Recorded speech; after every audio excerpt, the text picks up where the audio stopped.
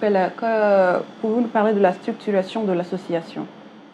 La structuration de l'association, c'est-à-dire le fonctionnement de l'association. Oui, le fonctionnement. Ok, comme j'ai mentionné à un moment donné, l'association marche à travers les cotisations de ses membres. On a une cotisation mensuelle en place.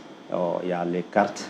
Et puis, s'il y a des activités comme le 12e anniversaire qu'on est en train d'organiser actuellement, on met une somme en place.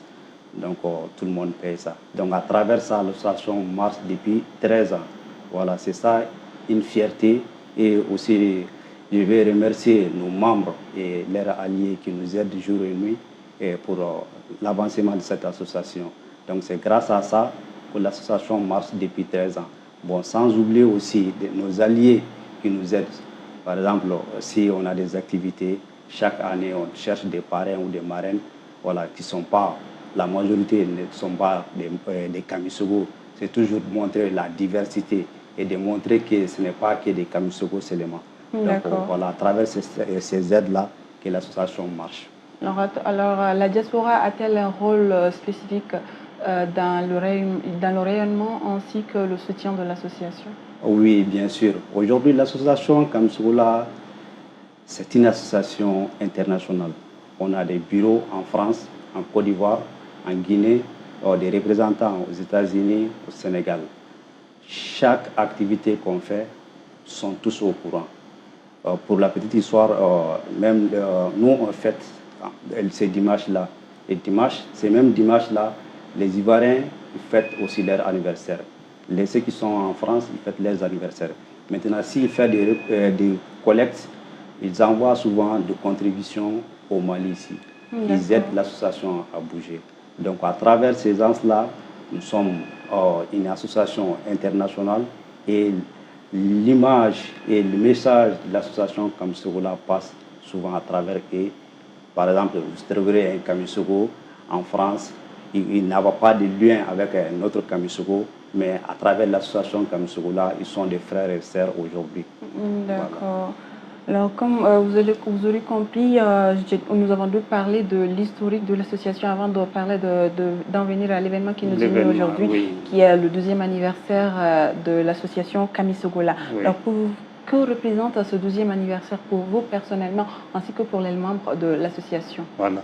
Personnellement, ce 12e anniversaire va peut-être signifier un grand événement, parce que c'est la première fois que nous affirmons notre appartenance à la communauté Kakolo.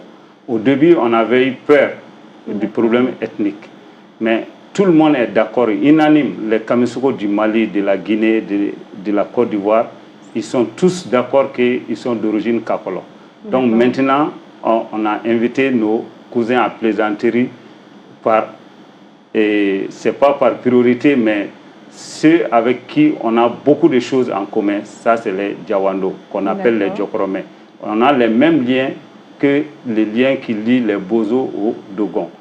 Voilà. Donc, je voulais revenir à la structure. La structuration, c'est le bureau de Bamako. Le président actuel, c'est lui qui commande tous les bureaux, même ceux de l'extérieur. Parce que ceux qui sont à l'extérieur, ils doivent obéir aux lois de leur pays. Oui. Donc, les bureaux de France, de la Côte d'Ivoire, ils sont soumis à la réglementation de ces pays. Donc, l'événement du dimanche, en réalité, c'est le 12 ans, ça doit se fêter. Ça veut dire qu'on a une certaine constance. Pendant 12 ans, on répète les mêmes gestes, mais très souvent, le format, ça varie. Et cette année, on a décidé de changer carrément le format.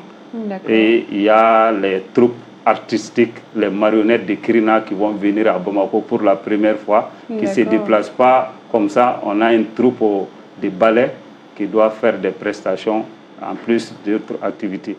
D'accord, justement, j'allais en venir, je disais qu'on allait en venir au niveau des activités. Oui. Alors, est-ce que ce sont les mêmes activités que vous prévoyez, que vous avez l'habitude de faire pour les éditions précédentes qui vont se répéter?